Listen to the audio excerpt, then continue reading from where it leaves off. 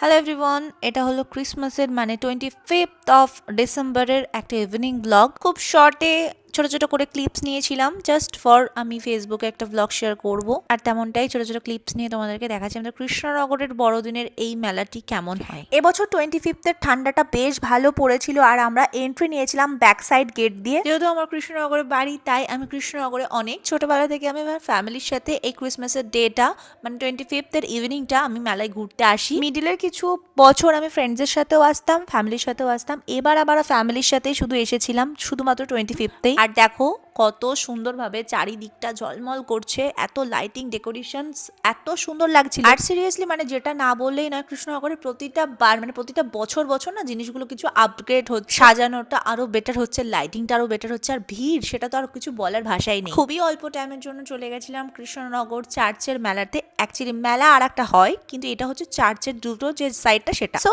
That's it for today, and দেখা হচ্ছে next একটা ব্লগে। আর ব্লগটি কেমন লাগলো কমেন্ট সেকশনে জানাতে একদমই ভুলো না। চলো বাই।